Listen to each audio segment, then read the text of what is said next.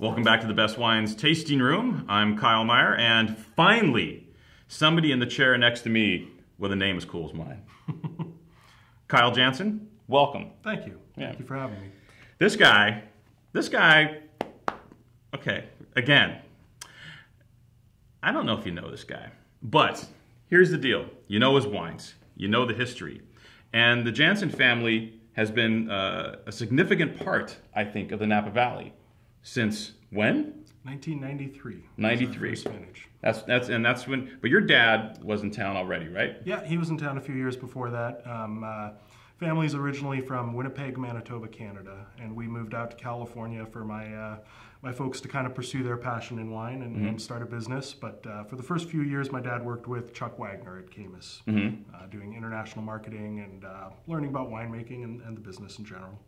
So your dad just packed it up and said, "Okay, everybody." Yep, pretty much. He was in commercial real estate, decided one day that he really wanted to change from Winnipeg, the cold weather, the Canadian winters, a little different than what we have here in Napa. So kind of up and moved. We sold our home, bought a motorhome, took about a 3-month trip out to California, and settled in St. Helena. And how old were you? I was about 10 years old at that point. So, okay, you were 10. Yeah.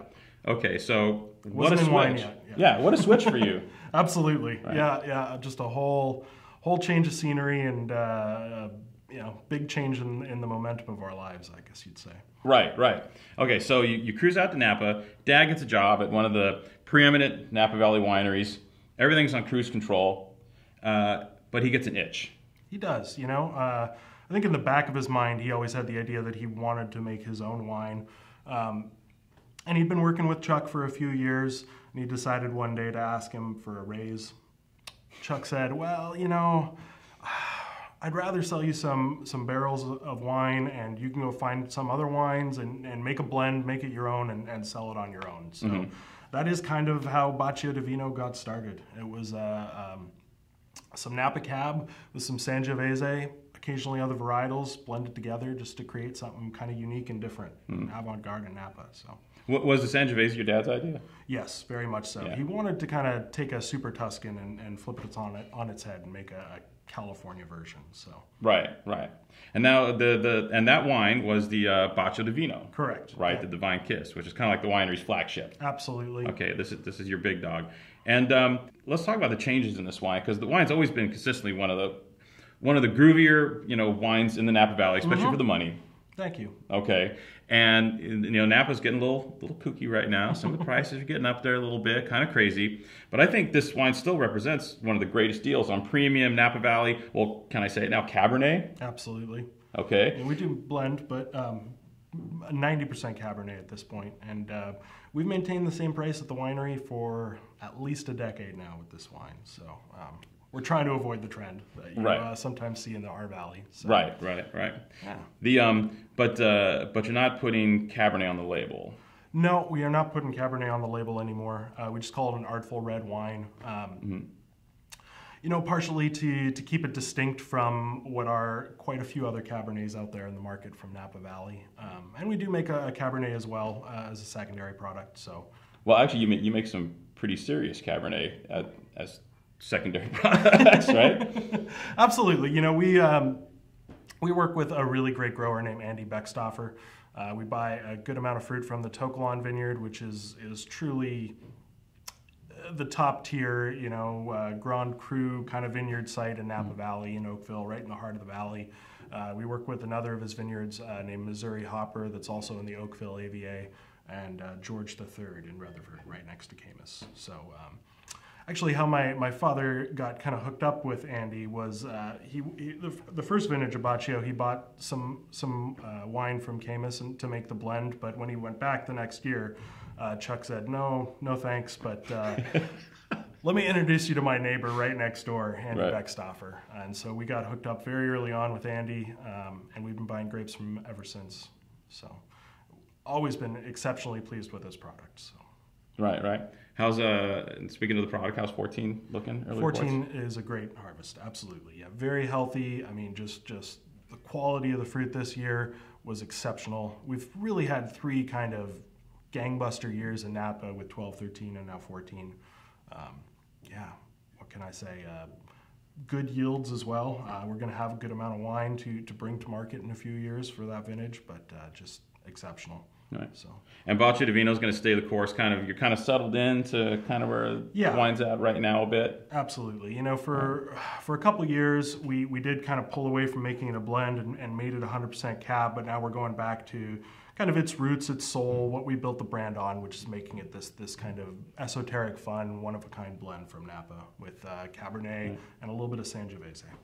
And the key thing here, I mean, in this wine, I mean, if I told you the vineyards that are in it, I'd have to kill you. And I don't want anyone to die. Needless to say, I think we can safely say that some of Napa's premier fruit absolutely finds its way into this wine on a pretty consistent basis now. Yeah, we have about 10 acres of estate-grown cab up in the north end of Napa near Howell Mountain that we grow. And then, as I alluded to before, we work with Andy Beckstoffer. So we use a good amount of his fruit in Bacio Divino, and yeah, it really doesn't get any better than that. Yeah, man, the wine is just absolutely screaming. Thank you. I dig the fact that it's still. I mean, I think you guys have your eyes towards, you know, kind of what Napa used to be. I think there's a classic sense of this wine. Absolutely. But slowly, maybe the volume got turned up a little bit, maybe the last, but in a good way. No, not out of hand. Absolutely, yeah. Right. Would that be fair to say? Always with an eye towards kind of what Napa was. I think, you know, I think your dad probably rolled in right at the start when Napa was evolving. I mean, he got kind of, you know, got caught in this first wave of, you know, these major changes that took place probably in the early to mid 90s. Absolutely. My father's palate is very much an old world palate. He still drinks a lot of European wines. You know, Burgundy is essentially his go-to. So he has the palate that caters toward a little bit more acid and balance. And I hope and I think that it shows through in kind of across the board in our wines where, you know, we get to good ripeness as you can and like to in Napa, but it is important to us to pick with still a little bit of acid in the wine. So. Right. Just a little bit. What are you drinking? These days? Yeah. Oh, I drink a little bit of everything. You know, we do... I trade a lot of wine with other tasting rooms in Napa and Sonoma. I've been drinking a lot of Pinot from you know, Sonoma Coast, Russian River these days. It's kind of been my go-to. Yeah. Well, and you guys just started the Pinot Noir program. We did just a couple years ago. Started buying some fruit from Helen and Charles Bacigalupi back in 2010. Made our first vintage. I want to say about 75, 80 cases, just a few barrels, and we've cranked it up to about 150 cases over the next couple years. Whoa. Yeah. So. Don't expect it to be all over the place, but if you can find it and get your hands on it, it's an exceptional bottle of wine. I have to say, yeah. Yeah, no, this is smoking. And Bacigalupi is one of those kind of great unheralded growers. You know, a lot of people for some reason, you know, the name just has a hard time sticking. The guy's harder to say than Durrell. I don't know. That's it. It doesn't fit on the label. It doesn't. Yeah. It's like the name on the back of the uniform just goes all the way around the outside again. So there's like, screw it. But no, this is a fabulous site. And are you doing Pinot Noir and Chardonnay? Yeah, we just started doing a little bit of Chardonnay from Dutton Ranch, actually, in 2012 was our first vintage of that. So just getting going with that. Similar kind of scale of production, you know, 5 or 6 barrels, 125, 150 cases. Little bits and pieces. Exactly.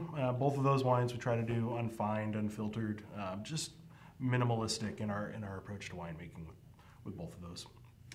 Smoking. Bacio Divino. Get this wine. To me, it is one of, like, again, the premier values for, like, seriously high-end Napa Valley Cabernet Sauvignon. So you should definitely check that out. The Pozzo. Killer, kick butt kind of high-end house wine. Yeah. Is that kind of like that's what I'd call it. In the few years ago, Parker called it one of the best bistro wines in the country, and that's exactly, you know, it's Tuesday night with pizza kind of wine that's just gonna blow your socks off. So, but really good wine, like with really good pizza. Yes, absolutely. So, hey Kyle, thanks for making it in today, man. Thank you for having me. And again, congratulations on that name. Appreciate it. Cheers, Kyle. Cheers.